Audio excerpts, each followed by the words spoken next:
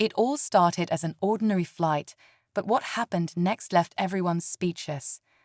A young black girl, traveling with her family, became the target of shocking behavior from a flight attendant who treated her with disdain. The situation escalated when the flight attendant's actions left bruises on the little girl, both physically and emotionally. What the flight attendant didn't know, however, was that the girl's father, seated just a few rows away, was no ordinary passenger. He was the CEO of the very airline they were flying on. As the plane landed, tensions were high, and the father silently observed, his calm demeanor masking the storm brewing within. What would he do next? How would justice unfold? This is a story of prejudice, power, and the unexpected consequences of underestimating someone based on appearances. Stick around to see how this story takes a surprising turn no one saw coming.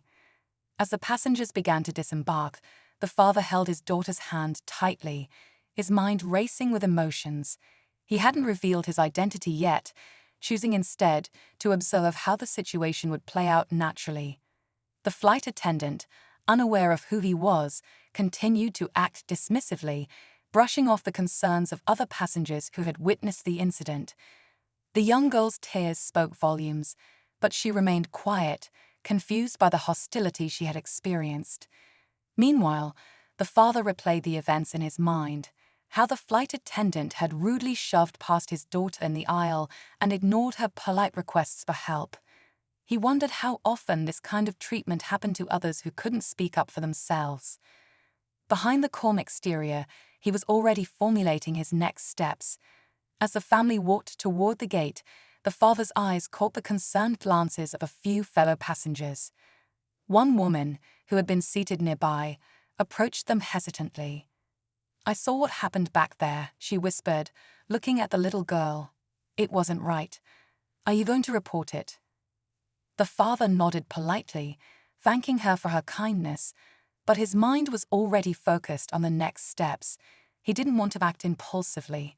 Instead, he wanted to ensure the truth was undeniable. Quietly, he reviewed the details, the dismissive tone, the bruising grip, and the way the flight attendant seemed to single out his daughter while treating others with respect. Meanwhile, the flight attendant continued her duties, oblivious to the storm brewing.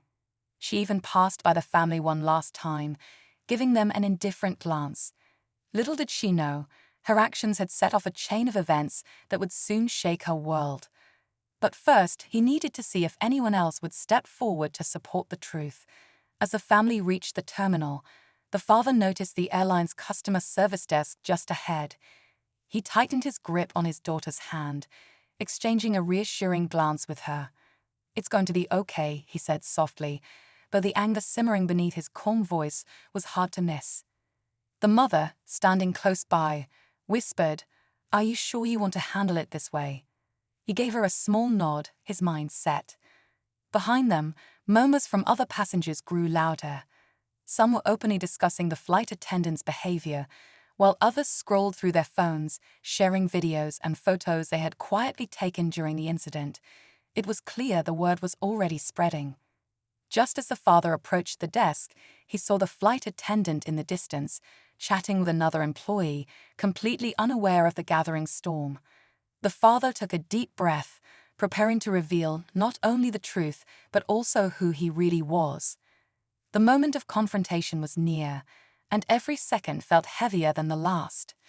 Just as the father stepped up to the desk, ready to speak, a man in a suit approached him with a clipboard in hand. "Excuse me, sir," the man said, lowering his voice. "I believe we need to have a private conversation." The father's eyes narrowed as he studied the man, who subtly gestured toward a nearby office. Curious passengers watched as the family was quietly ushered away, leaving whispers in their wake. Inside the office, the man introduced himself as a senior manager for the airline. "We've received reports about an incident on your flight," he began cautiously. The father kept his expression neutral, waiting for more. Then the manager hesitated, lowering his tone further. "What we didn't realize until now is who you are." The father's eyes flickered with restrained emotion.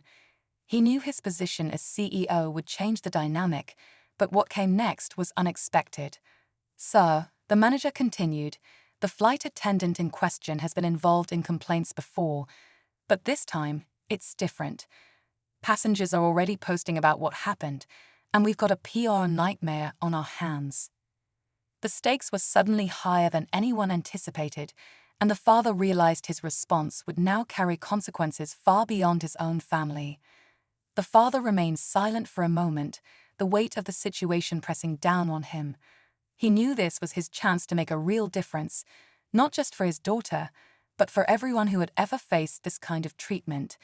With a steady voice, he finally spoke, revealing who he truly was. "I'm the CEO of this airline," he said calmly, watching the manager's face shift from surprise to nervousness. "And I want this resolved. Immediately." The manager's eyes widened, clearly rattled, but quickly regained composure. "We'll handle it, sir," he said, visibly trying to regain control of the situation. But before the conversation could go any further, the door to the office opened, and the flight attendant walked in.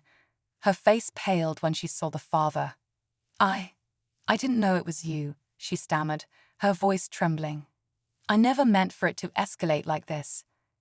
The father stood up, his voice cold but firm. "You should have thought about that before you laid a hand on my daughter." For a moment, everything stood still.